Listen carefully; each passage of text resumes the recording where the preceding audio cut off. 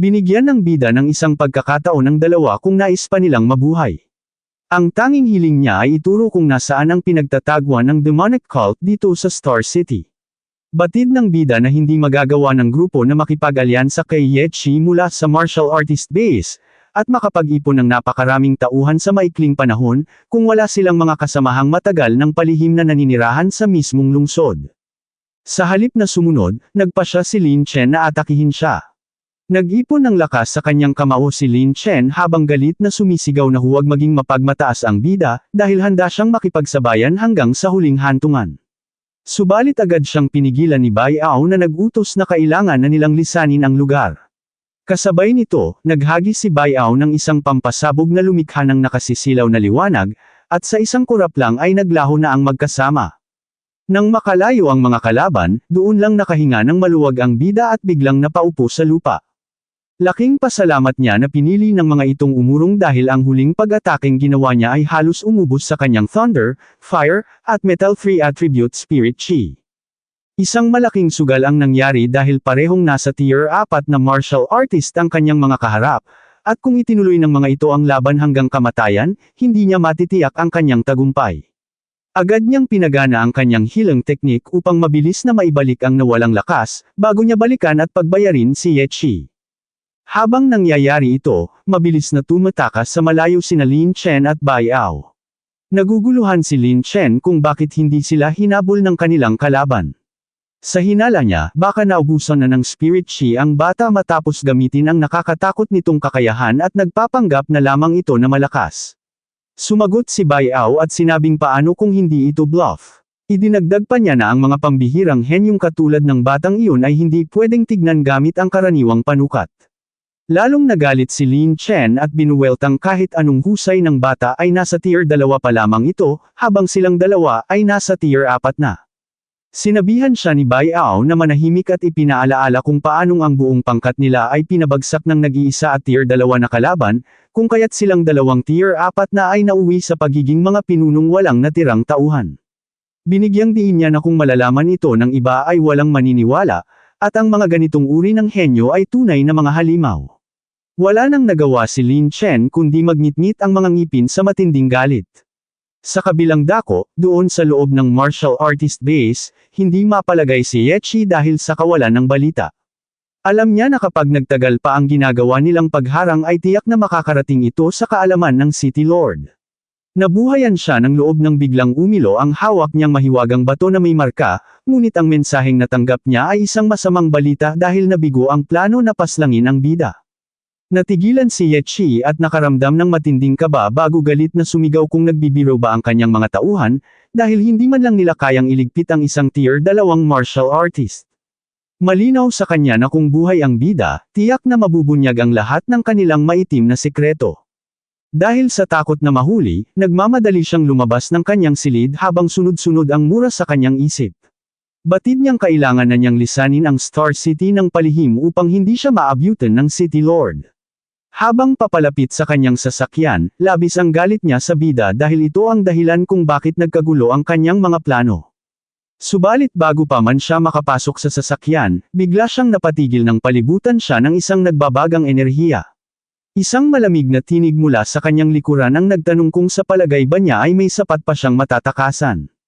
Nang marinig iyon, agad na nag-ipon ng malakas na enerhiya sa kanyang palad si Yechi habang nagliliwanag ang kanyang paningin.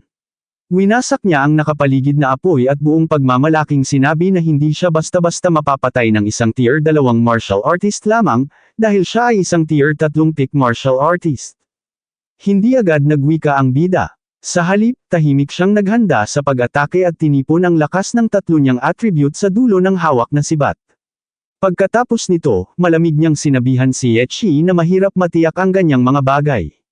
Kasunod nito ang isang mabilis at napakarahas na pagsaksak ng sibat sa katawan ni Yechi na nag-iwan ng malubhang pinsala. Napasukan ng dugo ang kalaban habang sumisigaw na isang halimaw ang bida. Sa lakas ng impact ay tumalsik si Yechi at bumangga sa sarili nitong sasakyan, na agad namang sumabog at tuluyang tumupok sa kanyang katawan at sa kotse. Nang matapos ang enkwentro, marahan nang naglakad palayo ang bida. Samantala, nakilala ng mga nakasaksi sa paligid kung sino ang napatay. Nagulat ang lahat ng matanto na si Yechi, ang pinuno ng martial artist base, ang biktima. Hindi sila makapaniwala na ang isang tier 3 pick martial artist ay nagawang paslangin sa isang saksak lamang, at nangyari pa ito sa gitna ng tirik na araw laban sa isang opisyal ng Star City. Bago pa man tuluyang makalayo ang bida, biglang hamarang sa kanyang harapan ang ilang itim na sasakyan. Lalong naging maingay ang mga tao nang makitang bumaba sa isa sa mga sasakyan ng mismong City Lord. Nag-usap-usap ang mga ito na dahil hayagang pinatay ng bida si Yechi, tiyak na pananagutin siya ng City Lord. Subalit may nagmungkahi na mas mabuting magsilbi silang testigo upang ipaliwanag na unang nagtangkang pumatay si Yechi. Sumang-ayon ang marami at sinabing nararapat lamang mamatay ang salbaheng si Yechi, kaya dapat nilang ipagtanggol ang bida.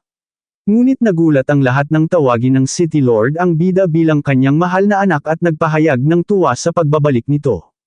Sunod-sunod ang tanong ng City Lord kung napahamak ba ito o kung may tinamong mga sugat. Bago pa makatugon ang bida, napansin ng City Lord ang hawak nitong isang 3 star pattern dark purple bamboo. Bakas ang labis na pangangilabot sa mukha ng City Lord dahil hindi niya akalaing makukuha ng bida ang ganoong pambihirang kayamanan, at sinabing napakatindi ng swerte nito. May kaunting hiya namang sumagot ang bida na mapalad lang siyang nakaligtas. Subalit sa kanyang isip, hindi siya nakakaramdam ng kumpiyansa sa labis na pagpapahalaga sa kanya ng City Lord. Ibinaling naman ng pinuno ang kanyang pansin sa naglalagablab na sasakyan at bangkay, bago hiniling sa bida na ikwento ng buo ang totoong nangyari. Makalipas ang mahigit 10 minuto, habang nasa loob na sila ng umaandar na itim na sasakyan, tula lang napatahimik ang City Lord sa mga narinig. Mukhang nahirapan siyang tanggapin ang kwento kaya naman iminungkahi niyang isa-isahin nilang muli ang mga detalye. Sa madaling salita, nakipagtulungan ang demonic cult kay Yechi upang magpadala ng 2 tier 4 na martial artist at halos 30 tier 3 martial artist para tugisin siya. Nagawang takasan ng bida ang mga ito sa loob ng 8 araw, kung saan napatay o malubha niyang nasugatan ang lahat ng tier 3 martial artist. Bukod dito, nabaon din niya sa matinding pinsala ang 2 tier 4 na martial artist at nakuha pa ang 3 star pattern dark purple bamboo. Tumanggo ang bida at kinumpirmang ganoon nga ang eksaktong naganap. Sa sobrang pagkamangha, biglang lumapit ang City Lord sa bida at mabilis na nagtanong kung nais ba nitong mapang-asawa ang lahat ng mahigit 40 anak niyang babae, sa pag-asang makakapag-anak sila ng mga katulad niyang pambihirang henyo na magliligtas sa sangkatauhan. Dahil dito ay namula at pinagpawisan ang bida, habang bahagyang umaatras at pakiusap na huwag siyang biruin ng ganoon. Pagkatapos ay inihatid niya ang usapan sa seryosong bagay na ang pinuno ng mga demonyo ay posibleng nagtatago pa rin sa loob ng lungsod. Natauhan ang City Lord at sumang-ayon sa bida. Sinabi niya na kahit nabigo ang mga kalaban ngayon, malamang na mga tier 6 o tier 7 Grandmaster na ang iPad-adala ng mga ito sa susunod upang matiyak ang kamatayan ng bida. Idinagdag pa niya na mapanganib na para sa bida ang manatili sa Star City dahil kulang ang kanilang lakas para ipagtanggol ito. Sa kabutihang palad, sa susunod na buwan na ang college entrance exam. Kapag nagawa ng bida na makapasok sa mga tanyag na paaralan tulad ng Magic City University o Imperial City University, kahit tier 7 Grandmaster pa ang ipadala ng demonic cult ay hindi siya nito basta-basta magagalaw doon. Buong tiwala namang sumagot ang bida na gagawin niya ang lahat upang makapasok sa universidad. Hindi nagtagal, ligtas na naihatid ng City Lord ang bida sa tapat ng kanyang tahanan. Bago umalis ang pinuno, tiniyak niya sa bida na simula sa araw na iyon ay magtatalaga siya ng 2 pangkat ng mga martial artist upang magbantay sa paligid, nang sa gayon ay makapag-cultivate ang bida ng payapa at walang inaalala. Mabilis na nagpasalamat ang bida sa City Lord bago tuluyang pumasok sa kanyang tahanan. Doon ay agad siyang sinalubong ng kanyang tiyo at tiya na bakas ang matinding pag-aalala sa mga mukha. Nang mapansin ng dalawa ang mga natamo niyang sugat, agad nila itong tinanong kung ano ang nangyari at kung bakit napakarami niyang dugo sa katawan, habang pilit siyang inaayang magtungo muna sa pagamutan upang masuri. Pinakalma sila ng bida at sinabing ang mga dugong iyon ay nagmula lamang sa mga mababanggas na hayop na kanyang nakasagupa. Tiniyak niya sa kanila na maayos ang kanyang lagay kaya hindi na nila kailangang mabalisa. Pagkaraan ng kaunti, nagtungo na siya sa kanyang silid upang makapagpahinga. Habang nakahiga, binuksan niya ang kanyang status window upang tignan ang kanyang mga puntos, dahil pagkatapos ng matinding engkwentro sa Bamboo Forest ay nakalikom siya ng humigit kumulang 3,100 martial value. Batid niya na kung ibubuhos niya ang lahat ng puntos na ito sa kanyang vitality, hihigit na sa 1,000 ang kanyang vitality value na mag-aangat sa kanya bilang isang ganap na tier 3 martial artist.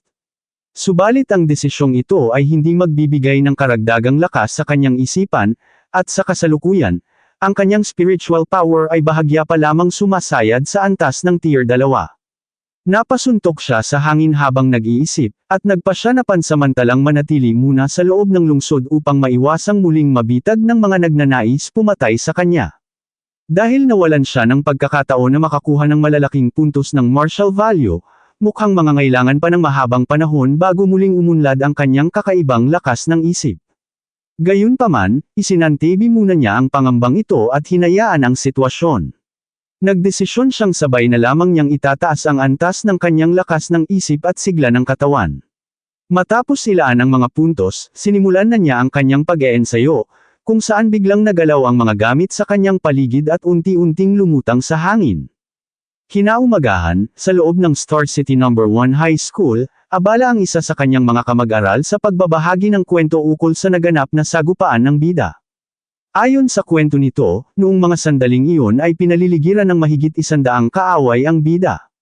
Bahagya lang daw nitong ikinumpas ang dulo ng kanyang sibat, at tinanong pa ang mga nakikinig kung nakita ba nila ang bilis ng pangyayari. Sa isang kisap mata lang daw ay sabay-sabay na bumagsak na walang buhay ang lahat ng kalaban.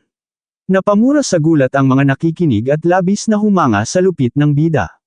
Hindi makapaniwala ang iba na ganoon katindi ang kakayahan ng isang tunay na henyo, at sinabing hinding-hindi nila mapapantayan ang galing nito kahit kailan. Naputol lamang ang kanilang talakayan nang may isang lalaking sumulpot sa may pintuan at galit na tinawag sina Chen Shan at Li Tu. Sinermonan sila nito na oras na ng Class 7 para sa gaganaping touring speech tungkol sa mga karanasan ng bida sa training camp. Tinanong sila ng lalaki kung bakit napadpad ang mga ito sa Class 8, habang galit na isinigaw na 1 linggo na silang hinihintay ng kanilang mga kaklase. May halong inis namang sumagot sina Chen Shan at Li Tu na naroon na sila sa Class 7 kahapon, kaya nagtataka sila kung bakit tila naguguluhan ang lalaki. Muling sumigaw ang lalaki at nilinaw na ang pinuntahan nila kahapon ay ang Year 2 Class 7, samantalang ang tinutukoy niya ngayon ay ang Year 3 Class 7. Habang nagtatalo ang mga ito, biglang naagaw ang pansin ng lahat nang may isang estudyanteng nakadungaw sa bintana ang malakas na sumigaw na kara-rating lang ng bida sa paaralan. Sa labas ng gusali, habang naglalakad ang bida papasok, bigla siyang natigilan ng makarinig ng malalakas na yabag ng mga taong nagtatakbuhan patungo sa kanya. Sa kanyang harapan, bumungad ang mga mag-aaral na halatang nanlilisik ang mga mata sa sobrang pananabik habang isinisigaw ang kanyang pangalan. Pinagbabawalan siyang tumakas ng mga ito, at labis ang kagalakan ng ilan dahil sa wakas ay pumasok na siya muli.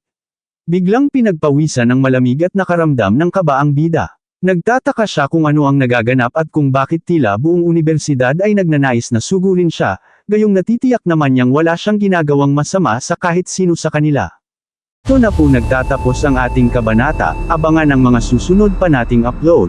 Huwag din kakalimutang mag-like, share, subscribe at i-click ang notification bell, para lagi kayong updated sa mga susunod pa nating mga video.